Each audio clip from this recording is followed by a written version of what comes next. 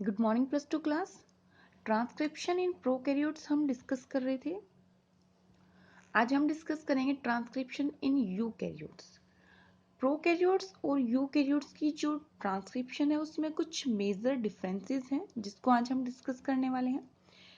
जैसे प्रोकैरियोट्स में ट्रांसक्रिप्शन के 3 स्टेप्स थे, इनिशिएशन, इलोंगेशन एंड टर्मिनेशन। ये ही सेम स्टेप्स यूकैरियोट्स में रहेंगे। फर्स्ट ऑफ ऑल क्या किया जाता है, जो राइबोन्यूक्लियोटाइड्स हैं उनको एक्टिवेट किया जाएगा। ठीक है, कैसे? एडिनोसिन मोनोफॉस्फेट है, उसको एडिनोसिन ट्राइफॉस्फेट में कन्वर्ट कर दिया जाता है with the help of enzyme phosphorylase. तो ऐसे ये सारे के सारे जो न्यूक्लियोटाइड्स आरएनए के वो एक्टिवेट होंगे और ट्राइफॉस्फेट की फॉर्म में कन्वर्ट कर दिए जाएंगे। ठीक है, ये सारा काम कब होगा? Before initiation step of transcription. जैसे ही आरएनए के न्यूक्लियोटाइड्स एक्टिवेट हो जाएंगे, फिर उसके बाद ट्रांसक्रिप्शन का जो फर्स्ट स्टेप है जैसे कि इनिशिएशन, वो स्टार्ट होगा। इनिशिएशन के लिए क्या करना पड़ेगा, जो डीएनए का डुप्लेक्स है उसको थोड़ा सा ओपन करना पड़ेगा, सेपरेट करना पड़ेगा और वो प्रोमोटर साइट को फाइंड आउट किया जाता है। प्रोमोटर साइट क्या है? जहां से ट्रांसक्रिप्शन का इनिशिएशन हो सकता है, ट्रांसक्रिप्शन स्टार्ट होगी। बिकॉज जो आरएनए पॉलीमरेज एंजाइम है वो सिग्मा फैक्टर के साथ बाइंड होगा। सिग्मा फैक्टर क्या है? Initiation factor. और ये दोनों के दोनों अटैच हो जाएंगे promoter region of transcription unit. Transcription unit है जो उसकी 3 मेन साइट थी, एक है प्रोमोटर, दूसरा स्ट्रक्चरल जीन और थर्ड मेन पॉइंट क्या होता है? टर्मिनेटर, जहां से चेन की टर्मिनेशन होगी, मतलब जो ट्रांसक्रिप्शन की प्रोसेस है वो स्टॉप हो जाएगी। आफ्टर इनिशिएशन, जैसे इनिशिएशन हो गया, सिग्मा फैक्टर क्या हो जाएगा? सेपरेट हो जाएगा, जैसे कि प्रोकैरियोट्स में हुआ है। सेम यही प्रोसेस यूकैरियोट्स में होगी। फिर होगा इलोंगेशन का स्टेप।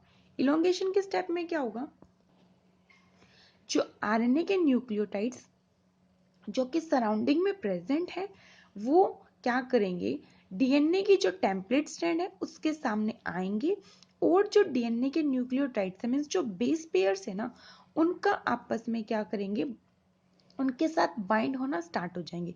जो पेयरिंग है बेसिस की वो कैसे होगी? कॉम्प्लीमेंट्री मैनर में। कॉम्प्लीमेंट्री मैनर का मतलब क्या है, जो यूरेसिल है वो एडेनिन के साथ बाइंड होगा, साइटोसिन ग्वेनिन के साथ बाइंड होगा। एडेनिन आया है तो वो डीएनए के थाइमिन के साथ बाइंड होगा और ग्वेनिन आया है तो वो डीएनए के साइटोसिन के साथ बाइंड होगा। In this way base pairing takes place in a complementary manner. अब जैसे ही आरएनए के न्यूक्लियोटाइड्स अटैच होना शुरू हो जाएंगे, ठीक है, तो उसके बाद क्या होगा, चेन की इलोंगेशन होना शुरू हो जाएगी। आरएनए पॉलीमरेज ही मूव करेगा पूरी की पूरी डीएनए टेम्पलेट के ऊपर, ताकि क्या हो जाए, चेन इलोंगेशन हो जाए। इस टाइम पे कोई भी फैक्टर अटैच नहीं होता विद आरएनए पॉलीमरेज। सो ये मान लीजिए हमारे पास डीएनए की template strand 3 prime to 5 prime. इस स्ट्रैंड के सामने क्या बनेगी, हमारे पास आरएनए की स्ट्रैंड बनेगी in the direction of 5 prime to 3 prime. So transcription की डायरेक्शन भी क्या है, 5 प्राइम टू 3 प्राइम ही है। यहाँ पे हमारे पास प्रेजेंट है डीएनए के न्यूक्लियोटाइड्स, ये है प्रोमोटर रीजन और ये है टर्मिनेटर रीजन। ठीक है, तो प्रोमोटर रीजन पे बाइंडिंग हुई आरएनए पॉलीमरेज की with sigma factor. Sigma factor ने इनिशिएट किया, उसके बाद ये चेन की इलोंगेशन हुई, मतलब यहाँ पे हमारे पास आरएनए के न्यूक्लियोटाइड्स इसके साथ बाइंड किए और चेन बनना शुरू हो गई आरएनए की। इस स्टेप को हम बोल देंगे आरएनए का इलोंगेशन स्टेप है, मतलब चेन की फॉर्मेशन हुई है। और कौन सी चेन की? आरएनए की चेन की फॉर्मेशन हुई है। ठीक है, जैसे ही आरएनए पॉलीमरेज एंजाइम जो कि इस स्ट्रैंड पे मूव कर रहा था वो टर्मिनेटर रीजन पे पहुंच जाएगा, तो टर्मिनेटर रीजन पे क्या होगा, फिर रो फैक्टर है जो वो टर्मिनेशन फैक्टर है वो अटैच होगा आरएनए पॉलीमरेज के साथ और जो आरएनए की चेन फॉर्मेशन थी वो अब स्टॉप हो जाएगी और जो आरएनए है उसको रिलीज कर दिया जाएगा। ठीक है, अब जैसे ही आरएनए रिलीज कर दिया गया, डीएनए के जो स्ट्रैंड सेपरेट हुए थे वो वापस से क्या हो जाएंगे, अटैच हो जाएंगे और डबल हेलिकल स्ट्रक्चर की फॉर्मेशन कर लेंगे। इतना काम प्रोकैरियोट्स और यूकैरियोट्स में सेम रहेगा। बस डिफरेंस क्या होगा कि जो प्रोकैरियोट्स हैं उनमें जो ट्रांसक्रिप्शन की प्रोसेस है वो कहाँ होगी, साइटोप्लाज्म में, क्योंकि वहां पे वेल डिफाइंड न्यूक्लियस नहीं है। But in eukaryotes transcription takes place in nucleus. G1 और G2 फेज है जो सेल डिवीजन के, उस टाइम पे क्या होगा, न्यूक्लियस में ट्रांसक्रिप्शन की प्रोसेस होगी और ट्रांसक्रिप्शन यूनिट है जो कि मोनोसिस्टोनिक है। जो हमारे पास आरएनए बनेगा ना यहाँ से, वो सिर्फ एक पर्टिकुलर प्रोटीन के लिए कोड करेगा। बट प्रोकैरियोट्स में यूनिट क्या रहेगी, पॉलीसिस्टोनिक रहेगी। ठीक है, यूकैरियोट्स में 3 डिफरेंट टाइप के आरएनए पॉलीमरेज रिक्वायर्ड है।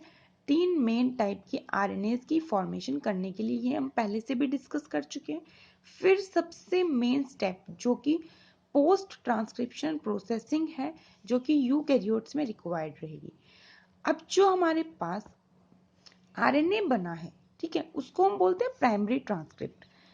यूकैरियोट्स में ये जो प्राइमरी ट्रांसक्रिप्ट है ये रहेगा थोड़ा सा इनएक्टिव पोर्शन, बिकॉज इसके पास कोडिंग जिसको बोलते हैं हम एक्सोन और नॉन कोडिंग जिसको हम बोलते हैं इंट्रोन, ये दोनों पोर्शन अटैच होंगे।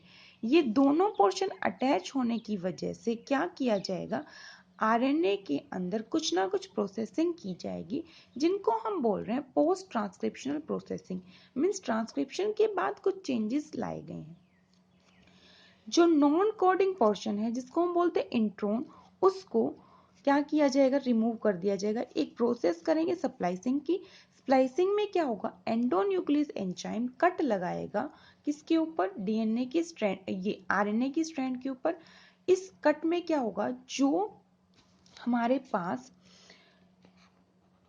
इंट्रोन का पोर्शन था उसको क्या कर दिया जाएगा, रिमूव कर दिया जाएगा। तो मान लीजिए हमारे पास इंट्रोन पोर्शन था, इन सबको क्या कर दिया गया है, एंडोन्यूक्लियस एंजाइम की हेल्प से रिमूव कट कर दिया जाएगा। ठीक है, अब एंडोन्यूक्लियस ने क्या किया है, कट लगाने शुरू कर दिए। फिर हमारे पास सिर्फ क्या बच जाएगा, एक्सोन पोर्शन बच जाएगा। तो ये सारा का सारा क्या है, एक्सोन पोर्शन है। इस सेपरेटेड एक्सोन को, अब तो यहाँ पे ये सेपरेट हो जाएगा ना, सारे के सारे इंट्रोन रिमूव कर दिए गए। इस सेपरेटेड एक्सोन पोर्शन को लाइगेज एंजाइम की हेल्प से क्या कर दिया जाता है, ज्वाइन कर दिया जाएगा और हमारे पास क्या बन जाएगा, ये आरएनए का नया स्ट्रैंड बन जाएगा विद कोडिंग पोर्शन जो कि हमारे हैं एक्सोन्स। सो आरएनए जिसके पास इंट्रोन और एक्सोन दोनों हो उसको हम बोलते हैं इमेच्योर, और क्या बोल देंगे हम, HNRNA मीन्स हेट्रोन्यूक्लियर आरएनए। अब इसके बाद जब हमारे पास सिर्फ एक्सोन पोर्शन रह गया, एक्सोन पोर्शन है, उस आरएनए के फ्रंट पे जो कि 5 प्राइम एंड है वहां पे कैपिंग की जाएगी। कैपिंग में क्या करेंगे, 5 प्राइम एंड पे मिथाइल ग्वेनोसिन ट्राइफॉस्फेट को अटैच कर दिया जाता है।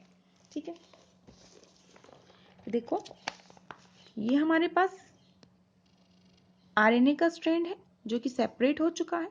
इस आरएनए के स्ट्रैंड में इंट्रोन एक्सोन दोनों पोर्शन थे, स्प्लाइसिंग की गई।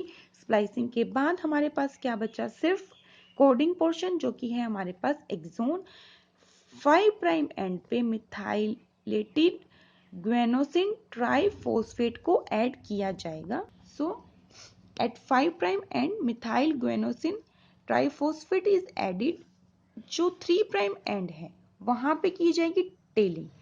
फ्रंट पोर्शन पे ऐड किया गया तो कैपिंग बोल देंगे। अब 3 प्राइम एंड पे क्या ऐड करेंगे, हम टेल ऐड करेंगे। टेल में क्या होगा, बहुत सारे जो एडेनिन है उनका एक सीक्वेंस होगा, तो उस सीक्वेंस को हम ऐड कर देंगे। तो पोली ए टेल मतलब ये बहुत सारे आरएनए, बहुत सारे एडेनिन का जो सीक्वेंस, एडेनिन जो नाइट्रोजन बेसिस है उसको ऐड कर रहे हैं हम किस एंड पे, 3 प्राइम एंड पे, और इसको बोल देंगे हम टेलिंग की प्रोसेस। तो कैपिंग और टेलिंग की जाएगी जिससे हमारा जो आरएनए था वो फुल्ली मेच्योर और एक्टिव बन जाएगा। ये जो मेच्योर आरएनए था इसको न्यूक्लियस से बाहर लाया जाएगा साइटोप्लाज्म में, क्योंकि इसके बाद इस आरएनए की क्या की जाएगी, ट्रांसलेशन मीन्स यहाँ से प्रोटीन की फॉर्मेशन होगी। फिर जो 5 प्राइम एंड था जिसमें कैप ऐड की गई थी, कौन सी कैप ऐड की गई थी, मिथाइलेटेड ग्वेनोसिन ट्राइफॉस्फेट, उस कैप के बाद में एक स्टार्ट कोडोन अटैच किया जाता है और जो पॉली एडेनिन टेल थी 3 प्राइम एंड पे, उस टेल के फ्रंट पोर्शन पे स्टॉप कोडोन ऐड किया जाएगा। इतने सारे पोर्शन के बीच में ही क्या होगी, ट्रांसलेशन की प्रोसेस होगी। मतलब स्टार्ट कोडोन स्टार्ट करेगा ट्रांसलेशन को और स्टॉप कोडोन क्या कर देगा, ट्रांसलेशन जो कि प्रोटीन फॉर्मेशन है उसको स्टॉप कर देगा। ठीक है, तो ट्रांसक्रिप्शन इन यूकैरियोट्स में ये कुछ एडिशनल चेंजेस हैं जो कि किए जाएंगे आफ्टर ट्रांसक्रिप्शन। आज के लिए हम बस इतना ही करेंगे। Okay, thank you.